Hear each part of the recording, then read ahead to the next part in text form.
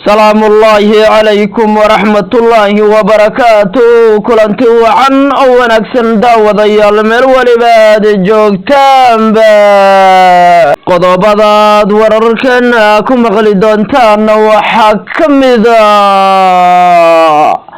dagaalada qaran ee u dhaxeeya ciidanka liyu booliska ee dowlad deegaanka Soomaalida iyo xoogga al-shabaab ayaa sii xoogaystay isagoo dagaalku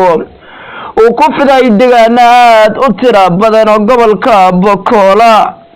dagaalka u dhaxeeya ciidanka liyu booliska iyo xoogga argagixisada ayaa la soo adeegsanayaa hubka noocyadiisa kala duwan ayadoo dagaalkaasi uu khasaarihii abid ugu badnaa ka dhashay. dagaalka ayaa maanta ka dhacay goobo aad u ballaaran iyadoo deegaanada ay dagaaladu ka socdaan ay kumanaan kun oo qoys ay ku barakaceen. ciidanka liyu booliska ee dowlad deegaanka Soomaalida ayaa sheegay inay halkaasi ku dileen saraakiil aad u waaweyn oo ka tirsan madaxda xoogga argagixisada ayadoo ciidanka deegaanka la sheegay guulo waaweyn inay dagaalkaasi ka gaadheen ayna jabkii ugu cuslaa gaadhsiiyeen xoogga argagixisada ee wararka xooggan soo qaaday. markii ugu horeysay xoogga al-shabaab ay weerar xooggan ku soo qaadaan ciidanka deegaanka Soomaalida ee loo yaqaan liyu booliska. ciidanka deegaanka ayaa dhawaan dagaalo qaran kula galay xoogga shabaab gobolka Fadheer iyo Shabeelle. hase yeeshee wararkii maanta ka dhacay deegaanka Aato ama dagaaladii ugu dambeeyay ee dhexmaray xoogga argagixisada iyo ciidanka deegaanka ay ka dhashay khasaare laxaad leh ayagoo halkaasi ay dad rayid oo badan ayaguna iyadoo dagaalka ay ku waxyeeloobeen dad aad u tiro badan oo rayid ah oo dadkii deegaanka deganaa. hase yeeshee ciidanka deegaanka oo weerar ballaaran oo saf ballaaran ku qaaday goobihii ay ka soo duuleen ayaa jabkii ugu cuslaa gaadhsiiyay iyadoo dagaalkaasi weli laga dareemayo goobaha ay maanta dagaalada ugu culusi ka dhaceen welina ay socdaan urursiga iyo duulaanka ay wadaan xoogga ku dagaalamaya deegaanada gobolka Bokola ee Soomaaliya. ciidanka militariga ee dalka Itoobiya ayaa la sheegay inuu si weyn u soo galay gudaha dalka Soomaaliya. militariga dalka Itoobiya ayaa la sheegay inuu si weyn ugu soo qulqulay dalka Soomaaliya isagoo ka soo ruqaansaday gudaha dowlad deegaanka Soomaalida. ciidanka militariga ee dalka Itoobiya ayaa wacad ku maray inayna joojinayn duulaanka iyo qulqulka ay Soomaaliya ugu socdaan ayadoo laga baqayo ciidanka Itoobiya ee duulaanka weyn markay gudaha u galaan Soomaaliya inay halkaasi dhibaato ka geystaan ayagoo sheegay inay ugaarsanayaan xoogga argagixisada ee weerarada xooggan ku hayay waayadii ugu dambeysayba dowlad deegaanka Soomaalida. gobolka Oromiya waxaa ka soconaya isku dhacyo ballaaran oo u dhaxeeya ciidamada dowladda Itoobiya iyo jamhada aad u tiro badan oo ka dilaacay gobolka Oromada. gobolka Oromada ayaa waxaa ka jira barakacyo aad u waaweyn oo shacabku ay sameynayaan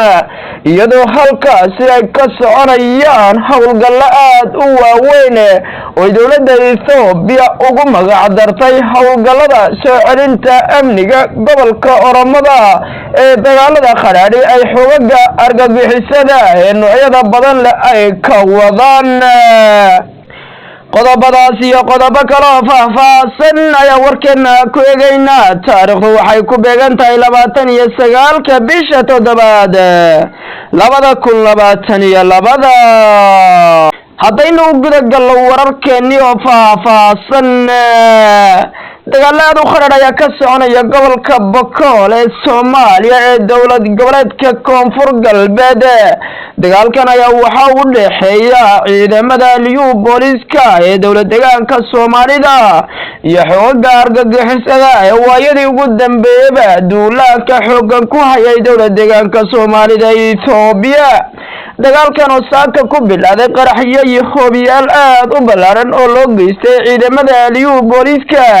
deegaanada aato saldhigyo military ay ku lahaayeen ayaa khasaare ba'an halkaasi uu ka dhashay iyadoo ciidamada liyu boolisku ay halkaasi jawaab culus ka bixiyeen ama ay weerar xoogan ku qaadeen xoogagii duulaanka ballaaran soo qaaday iyadoo dagaalka dhex maray xogaga argagixisada